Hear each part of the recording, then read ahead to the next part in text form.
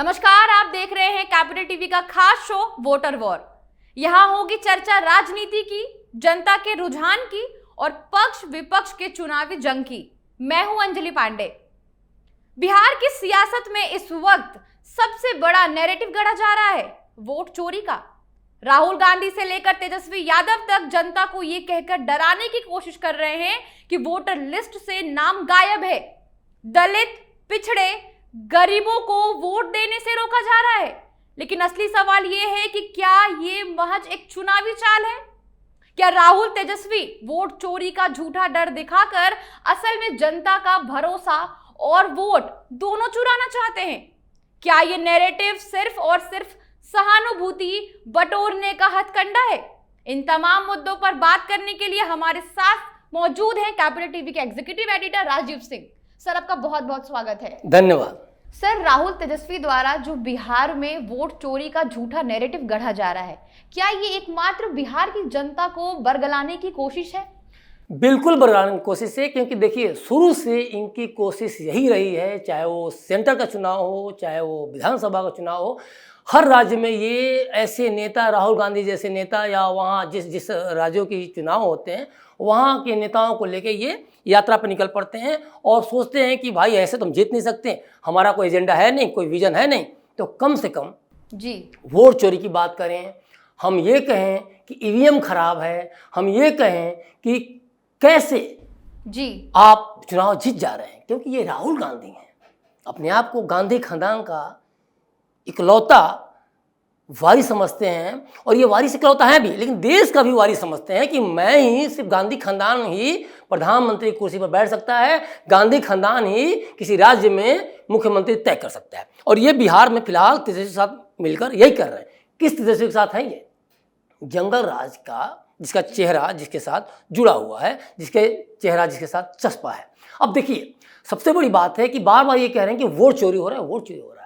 पिछले दिनों इन्होंने खुद क्या किया, अगर देखा जाए तो सबसे बड़े जो वोट चोर हैं राहुल गांधी हैं। मैं ये बात क्यों कह रहा हूँ, जब रंजू देवी की आप बात करते हैं, जब आप सुबोध कुमार की बात करते हैं कि इनका वोटर लिस्ट से नाम गायब है, और जब खुलासा होता है कि ऐसा कुछ नहीं है, वो तो आरजेडी का पोलिंग एजेंट है, और उसी के लिए आप कह रहे हैं कि उसका लिस्ट से नाम गायब है। फिर रंजू देवी की बात अब जब आती है, बिहार की जो रंजू देवी की, तो वो शुरू में आता है कि मेरे परिवार के 6 सदस्यों का वोटर लिस्ट से नाम गायब है।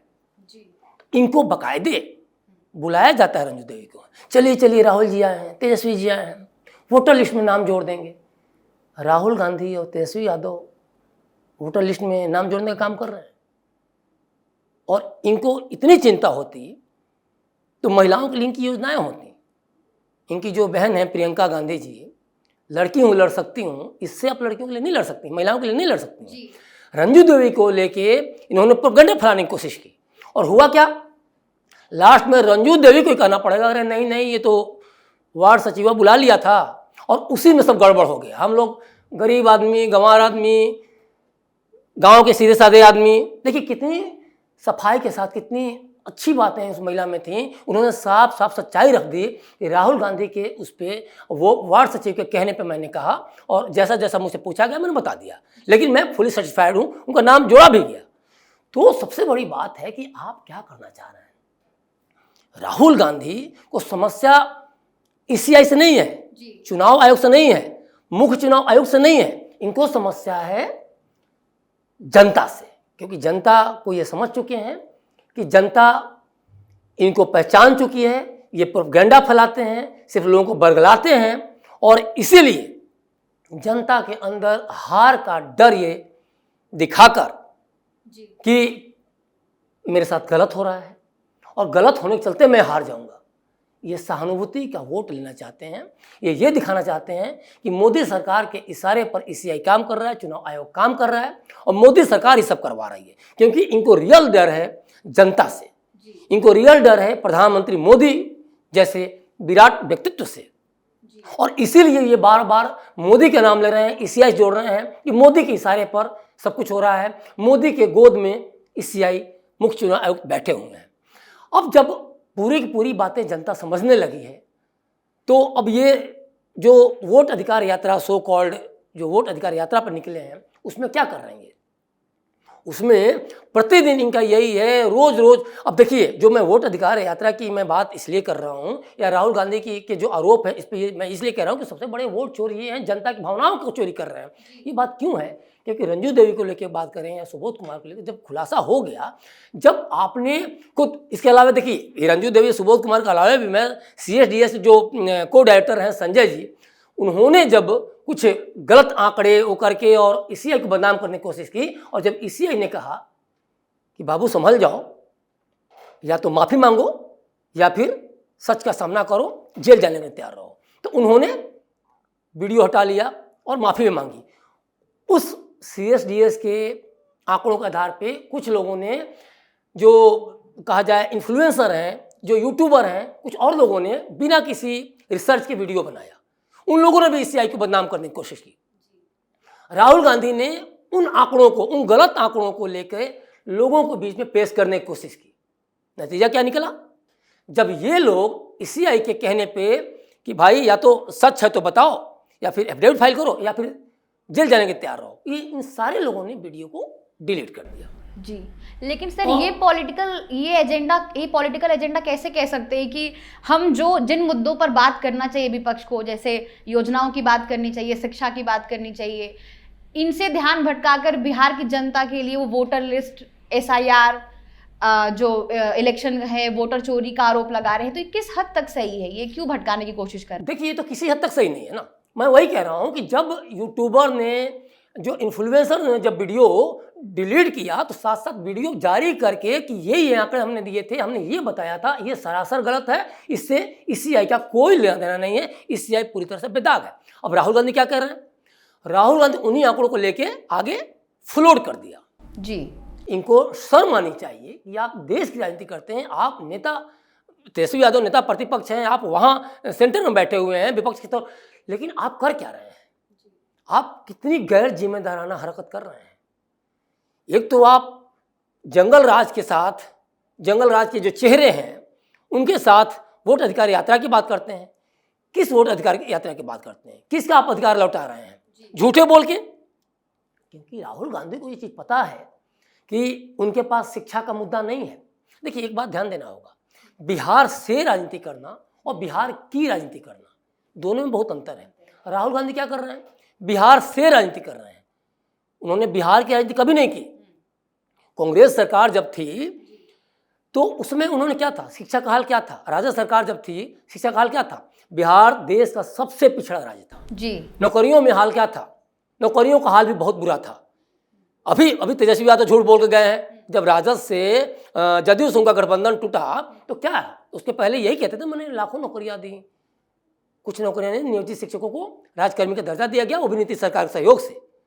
तो दूसरी बात एक और है कि इसमें राहुल गांधी भी लगे पड़े हैं, वो बिहार से राजनीति कर रहे हैं, क्योंकि बिहार में NDA की बनाई हुई सड़कों पे उनकी गाड़ियां सर पर दौड़ रही हैं, लेकिन वो बिहार की राजनीति नहीं कर रहे हैं, बिहारियों की राजनीति नहीं कर रहे हैं।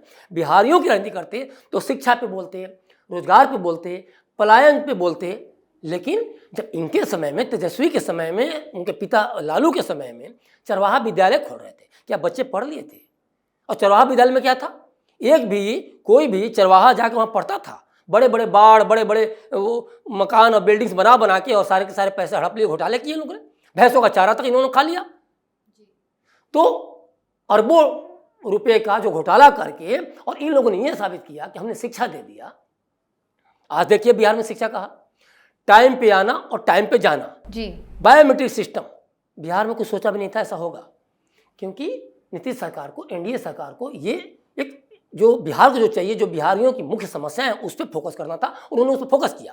लेकिन ये लोग लगातार जो बरगला रहे हैं कि वोट चोरी, सुप्रीम कोर्ट का डिसीजन जस्ट आया कल, तो उसमें साफ कह रहा है कि भाई इतनी आपत्तियां हमारे पास आई थी, हमने इतने सारे को आमंत्रित किया, लेकिन कुछ नहीं, 2 आपत्तियां सिर्फ दर्ज की गई, सिर्फ 2 आपत्तियां आई।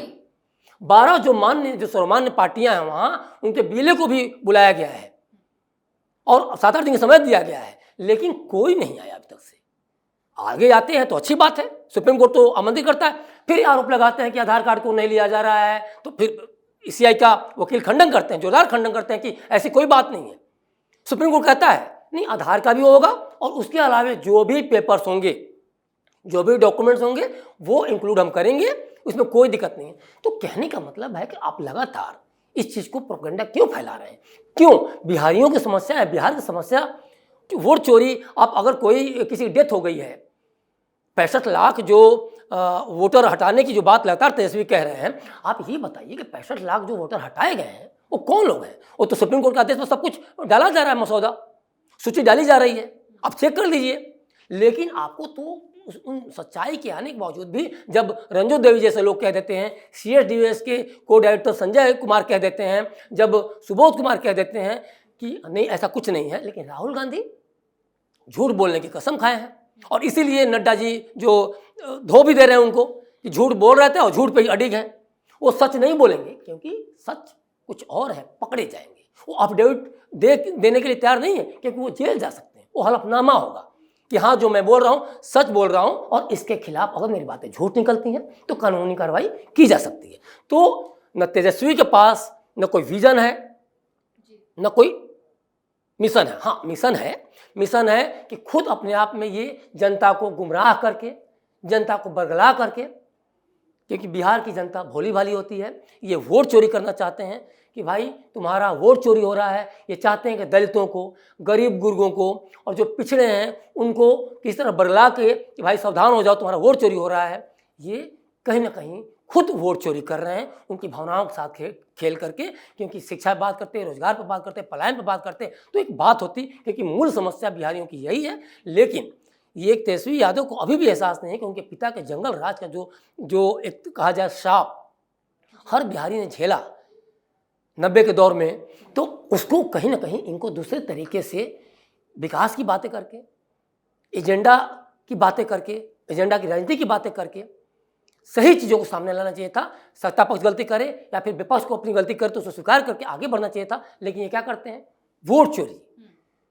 ये महागठबंधन सर जो फॉल्स नैरेटिव फैला रहा है, बिहार की जनता को गुमराह करने की कोशिश कर रहा है, क्या विपक्ष जानता है कि वो बिहार में होने वाले चुनाव में हार उनकी निश्चित है? देखिए ये तो एकदम तय है, ये तय है। इसीलिए ये सोचे कि शॉर्ट मोमेंट है उसमें हम क्या करें, तो बोल दें कि पूरा पूरा वोट ही चोरी कर लिया गया जी। ये मैं कहता हूं कि एग्जिट पोल जब आता है ना तभी राहुल गांधी को दर्द लगने लगता है। ओपिनियन पोल्स के पहले आता है तब दर्द लगने लगता है कि भाई अब मैं क्या करूं।